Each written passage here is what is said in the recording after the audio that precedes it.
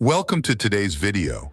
Ever find yourself wondering why some people seem to have an easier time with money? Why do some have the luxury to work because they want to, not because they have to? Well, you're in for a treat because today we're going to uncover some game-changing ideas from Robert Kiyosaki's book, Rich Dad, Poor Dad. We're zooming in on something called the cash flow quadrant, a concept that might just flip your understanding of money upside down. This isn't just about earning more. It's about changing how you earn so you have more freedom and control. Stick around as we break this down into simple, everyday language to help you see money in a whole new light. Let's get started and unlock the secrets to working smarter, not harder. Understanding the cash flow quadrant. Let's simplify the cash flow quadrant concept.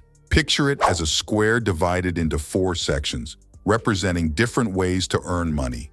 Employees work for a company, trading their time for a steady paycheck. They value job security and predictable hours. Self-employed individuals, like freelancers, also trade time for money but run their own show. They work directly to earn, with income depending on their active efforts. Business owners set up systems or companies that earn money without needing their constant presence. They build businesses that continue to generate income whether they're working or not. Investors put their money into assets like stocks or real estate that make money for them over time. Instead of working for money, their investments generate ongoing income. The key difference is the shift from seeking security on the left side, employees and self-employed, to pursuing freedom on the right, business owners and investors, where money works for you, allowing more freedom in how you spend your time. Strategies for financial independence, building a business. Imagine people like Elon Musk, Jeff Bezos, or Mark Zuckerberg. They started with just a spark of an idea and a strong determination to make it work. They put in a lot of effort, but more importantly, they worked in a smart way. They set up companies that didn't require them to keep working at the same pace forever. Instead, these businesses grew to a point where they began making money on their own. This is key. Starting a business isn't about becoming rich quickly. It's about building something that, over time, starts to bring in money even when you're not actively working on it. This change from working for your money to having your money work for you is what we call moving from active to passive income. Investing in real estate, starting a business might not be for everyone, but investing can still be within your reach, especially through real estate. The idea of buying property might seem overwhelming because of the large amounts of money involved. However, you don't need to have all that money yourself. You can use what's called OPM, other people's money. This means getting loans or investments from others to purchase property. Over time, this property can increase in value and bring in regular income from rent, which helps pay off the loans while also providing you extra cash. Paper assets. If jumping into the real estate market or starting a business feels too big a step, you might consider paper assets like stocks, bonds, or mutual funds. This way, you can invest in many different companies without having to run any of them yourself. It's a great way to make your money work for you by taking advantage of other people's business success. The important thing here is to choose investments that match how much risk you're comfortable with and to aim to grow your investments over time. This helps you build a safety net that can grow and provide for you in the future. Commodities investment. Another way to invest is by putting your money into commodities like gold, silver, and oil. These are basic goods that people always need, so they have enduring value.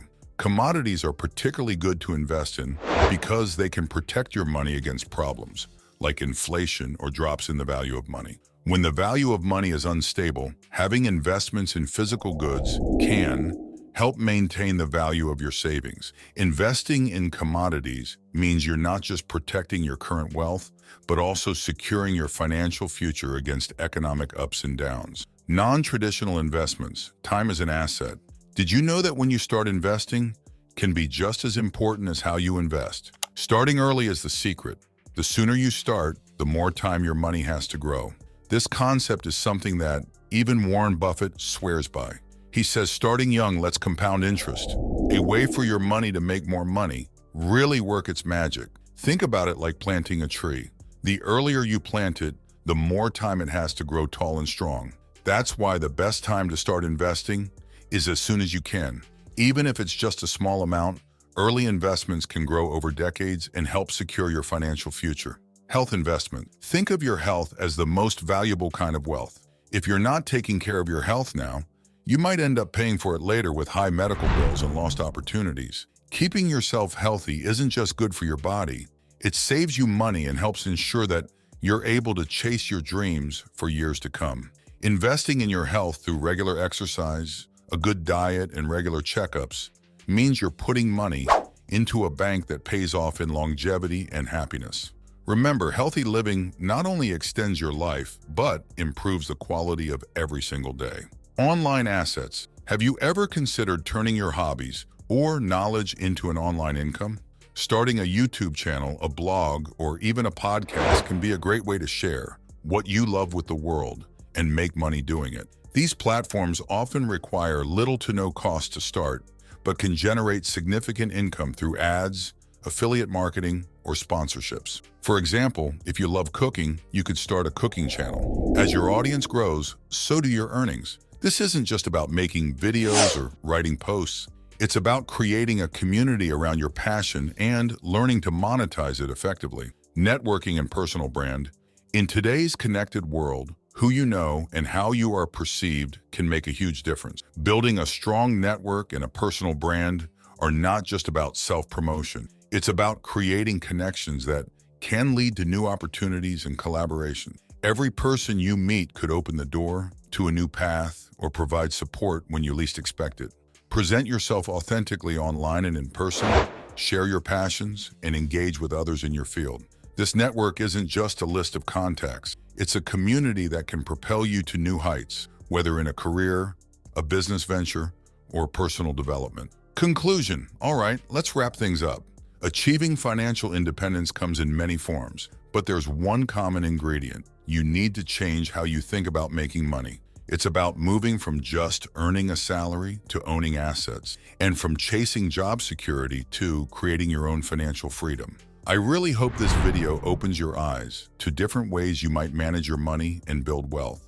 If you've got any thoughts or questions about how you can achieve financial freedom, just drop them in the comments below.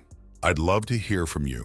And don't forget, if you found this video helpful, please be sure to smash that like and hit the subscribe button to keep us going. And ring the bell so you don't miss out on any future content. Thanks for watching, and I can't wait to see you in the next video where we'll keep building that financial wisdom together.